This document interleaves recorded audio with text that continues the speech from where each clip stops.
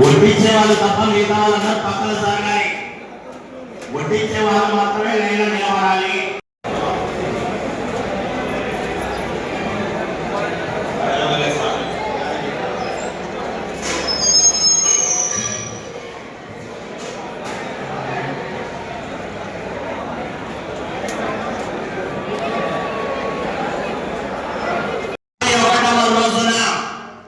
సంపూర్ణమైనటువంటి అన్న ప్రసాద వితరణ దాతలు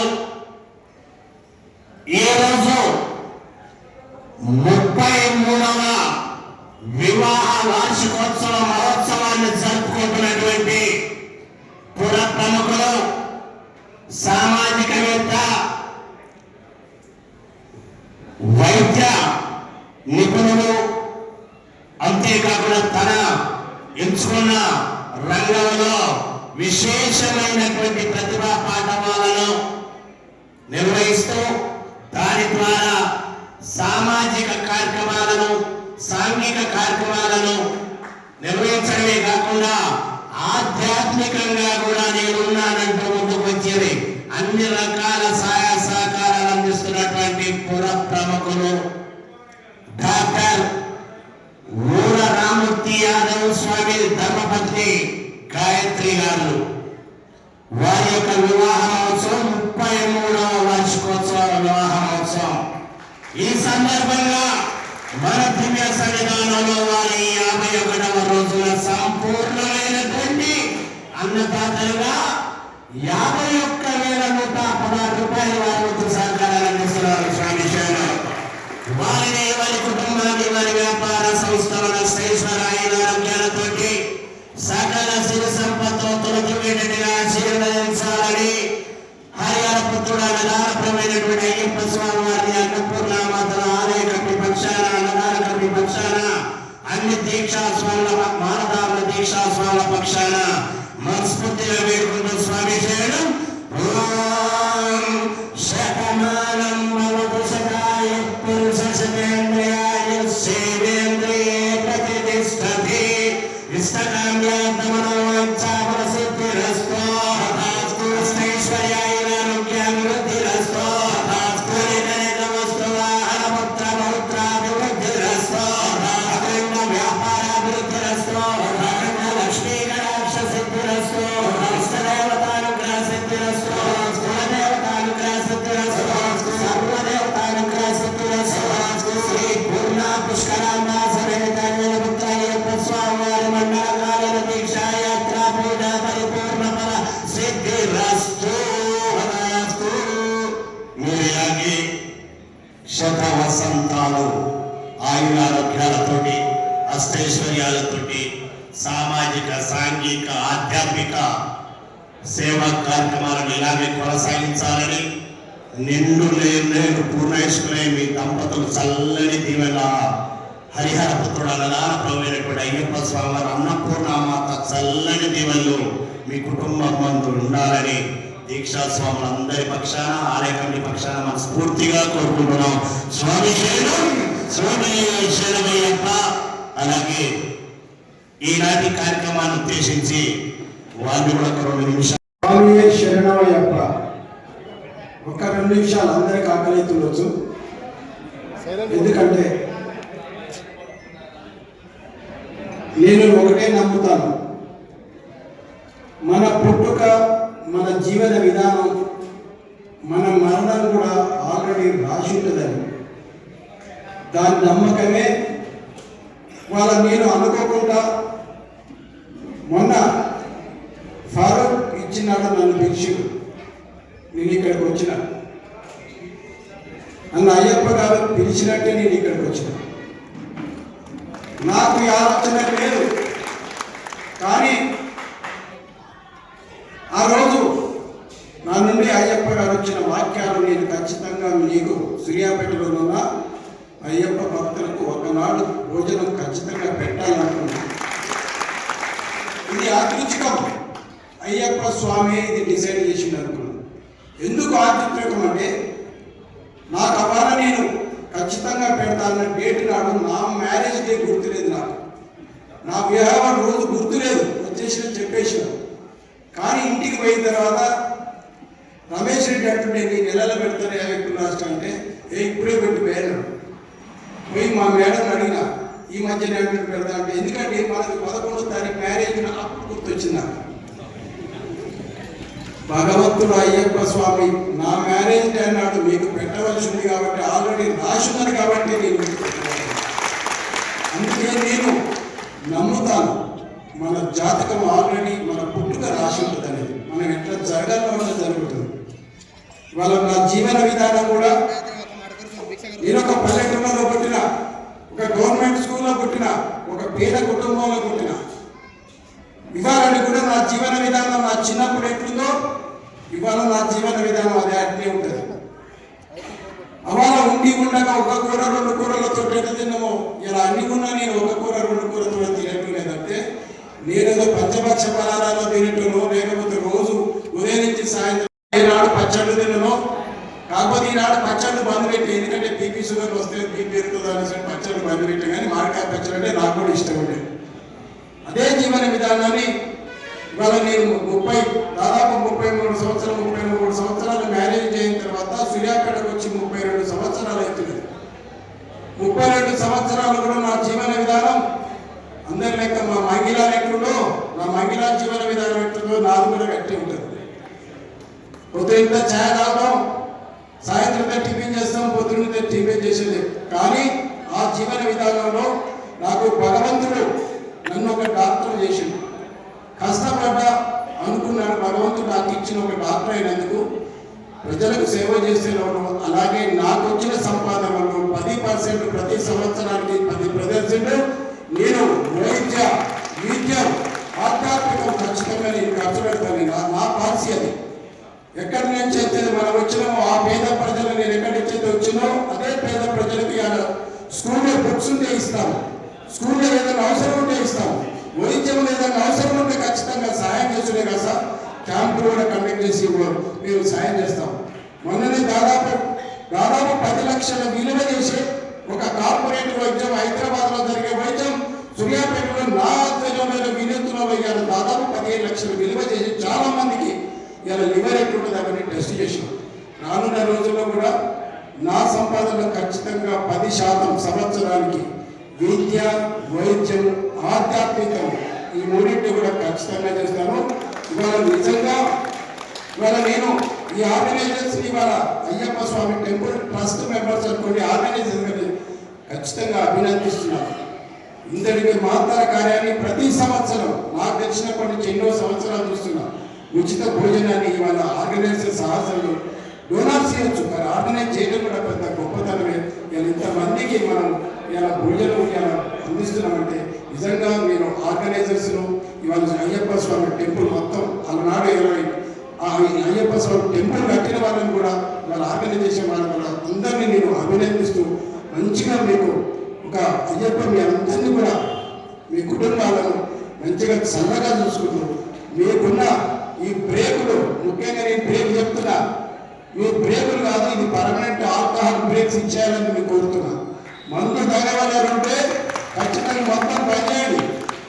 బంద్ చేస్తే మీకు మంచి ఆరోగ్యాలు, మీకు కుటుంబాలు పిల్లలు ఎంత మంచి బాగుంటారని ఎందుకంటే అభినందిస్తూ ఇలాంటి మంచి నాకు నేను చాలా అదృష్టంగా భావిస్తున్నాను. ఈరోజు ఇదే నా పెళ్లి రోజు, ఇదే పోయిన అయ్యప్ప భక్తులకు భోజనం పెట్టడం నా అదృష్టంగా భావిస్తూ ఖచ్చితంగా ముందు కూడా మీకు నేను సహాయ సహకారం అందిస్తానని ఈ వినియోగం మరొక్కసారి మన ఆర్గనైజర్స్ మనస్ఫూర్తిగా అభినందన చేస్తూ ముగిస్తున్నాను.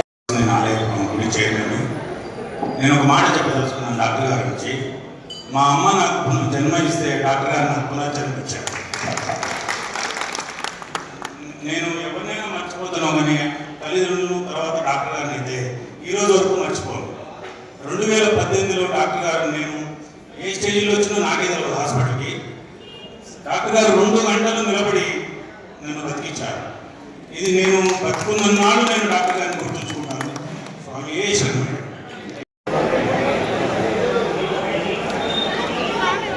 అమ్మ రండి, లైన్ ఒకళ్ళు పండి, ఈ లైన్కి రండి, సెకండ్ లైన్.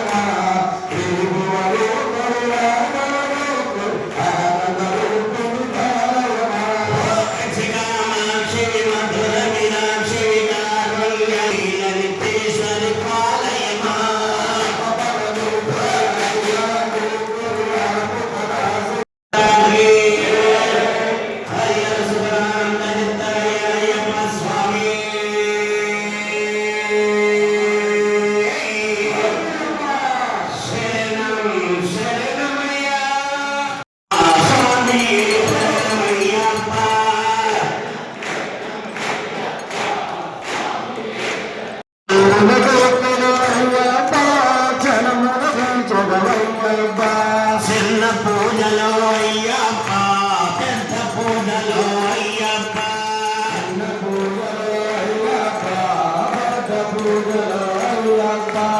అక్కడ ఇక్కడ అయ్యప్ప అంతడ నీవే అయ్యప్ప